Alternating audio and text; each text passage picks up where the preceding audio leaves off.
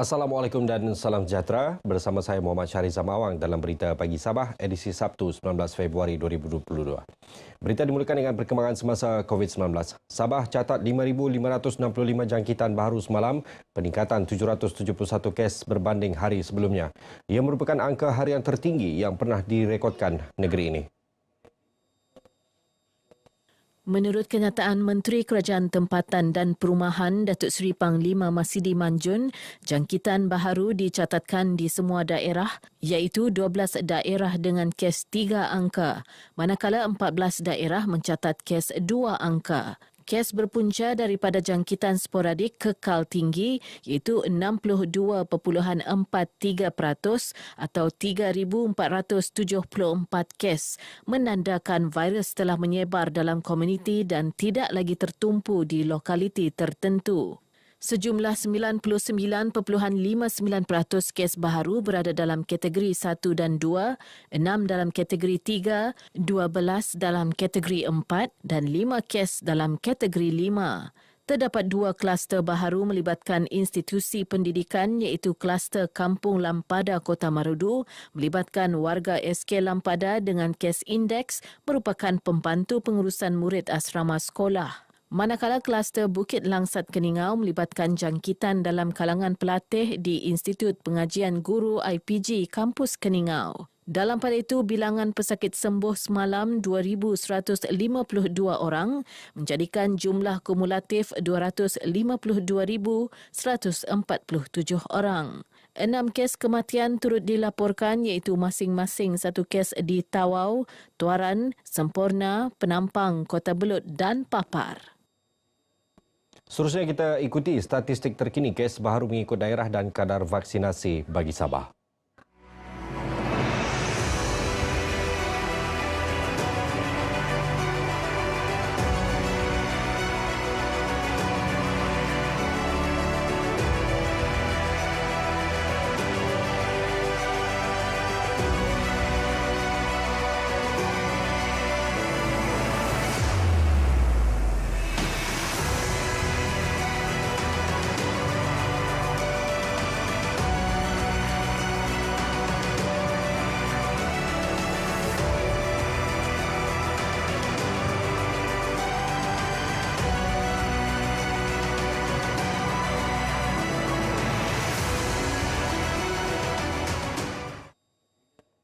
Bahagian Zakat dan Fitrah Majlis Ugama Islam Sabah MUIS tampil menyalurkan sumbangan berjumlah RM176,000 kepada penduduk terjejas kebakaran Kampung Landung Ayang Kudat. Bantuan berkenaan diserahkan kepada 176 ketua isi rumah terlibat dalam tragedi itu. Menurut Menteri Tugas-Tugas Khas Datuk Arifin Muhammad Arif, sumbangan tersebut diharap mengurangkan bebanan ditanggung mereka yang terlibat. InsyaAllah selepas ini pun kita akan kenal pasti lagi sekiranya ada tercicir bagi pihak majlis dan agensi-agensi agama meminta kepada pihak-pihak yang lain termasuk NGO agar kita bersama-sama membantu mengurangkan bebanan yang sudah pasti dihadapi oleh mangsa kebakaran ini.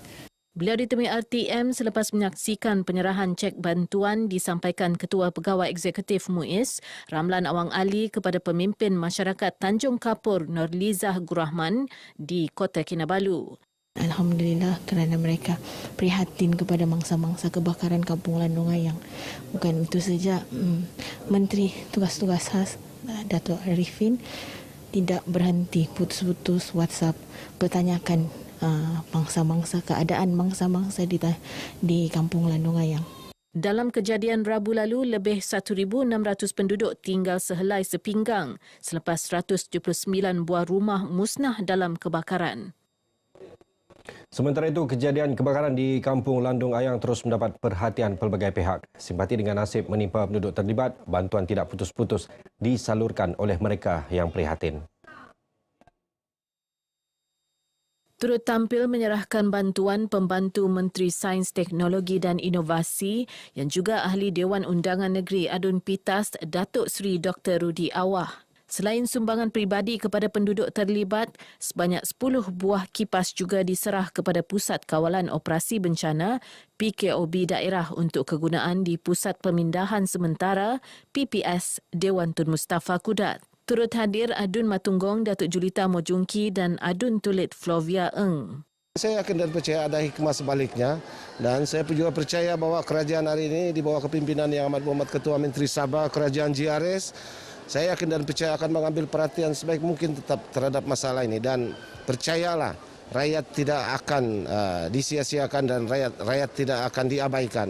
Mungkin anak-anak yang ada, yang ibu kah, menyusu kah, anak-anak seperti itu, bolehlah saya berharap orang ramai boleh participate, ambil bahagian, membantu mangsa yang ada di tempat ini. NGO juga kami perhati perasan di sini, memang telah banyak juga bantuan yang telah sampailah.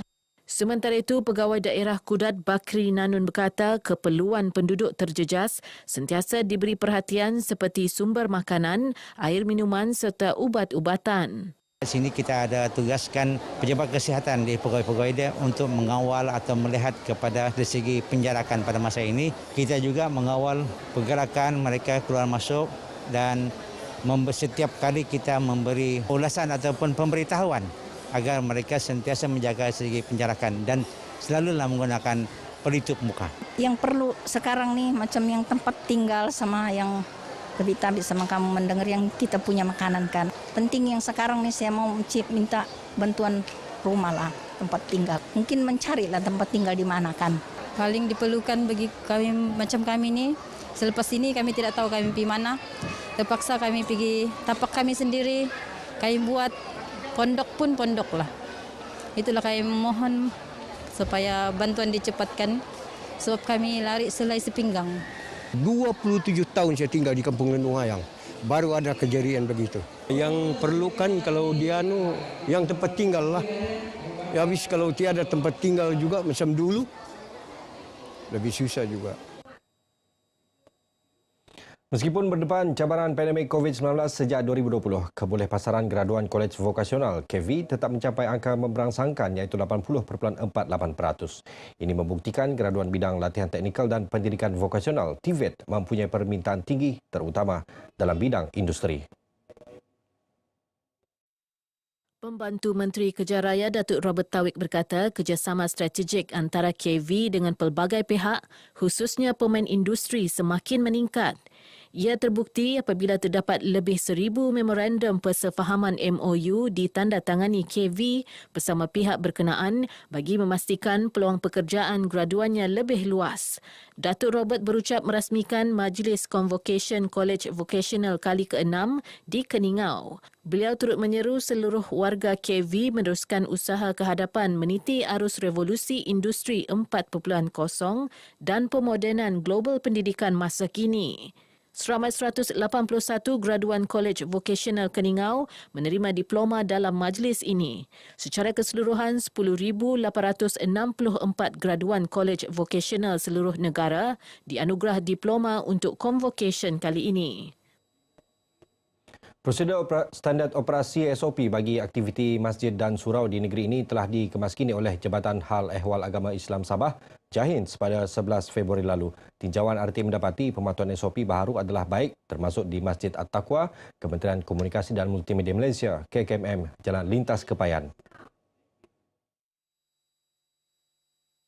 Tinjauan ketika solat Jumaat hanya 100 jemaah dengan pecahan 40% merupakan kaki tangan KKMM, sementara baki 60% adalah kariah sekitar masjid ini. Garis panduan bagi solat 5 waktu dan solat Jumaat adalah mengambil kira maqasid al-syariah dan situasi indeks jangkitan COVID-19 di Sabah yang membimbangkan ketika ini. Berdasarkan garis panduan terkini, jemaah bagi solat 5 waktu dan solat Jumaat dihadkan kepada 150 orang atau 1/3 daripada keluasan ruang bagi masjid negeri, masjid bandaraya, masjid bahagian tawau, masjid bahagian sandakan dan masjid daerah. Manakala bagi masjid dan surau lain, jumlah jemaah dihadkan kepada 100 orang. Setiap jemaah perlu mematuhi penjarakan 1 meter, memakai pelitup separuh muka bagi mengelak penularan COVID-19. Pembesaran dan penyelenggaraan anak sungai serta parit yang tersumbat boleh mengurangkan masalah banjir kilat. Inisiatif itu dilihat penting terutamanya bagi melancarkan aliran anak sungai ke sungai utama. Menurut ahli Dewan Undangan Negeri Adun Lumadan Ruslan Muharam, sehubungan itu kerja pembersihan Sungai Padas Damit giat dilakukan agar penduduk tidak berhadapan risiko akibat banjir.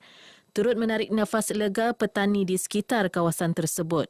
Jelasnya pembersihan Sungai Padas Damit sejauh 4 km yang menghubungkan Kampung Kebajang, Inumadi dan beberapa kampung lain dijalankan selepas hampir 20 tahun yang turut menyebabkan aliran air ke Bintuka berhadapan kesukaran. Ruslan memberitahu RTM selepas meninjau kerja pengorekan dan pembesaran Sungai Padas Damit di Beaufort.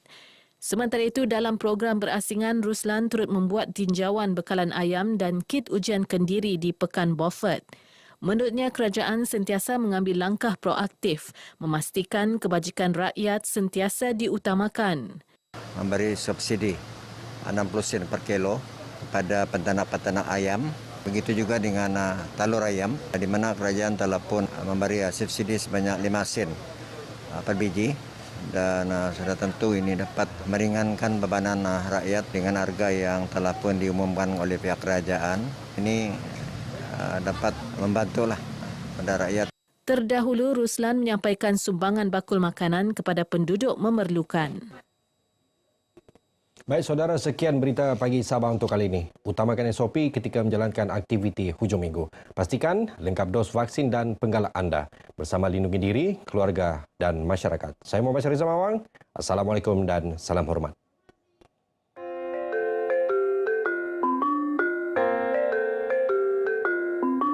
Bumi kita menghijau, laut terbentang luas, burung bebas melayang, gunung nan megah. Ingatkah kita kepada mereka yang dahulu berjuang untuk negara?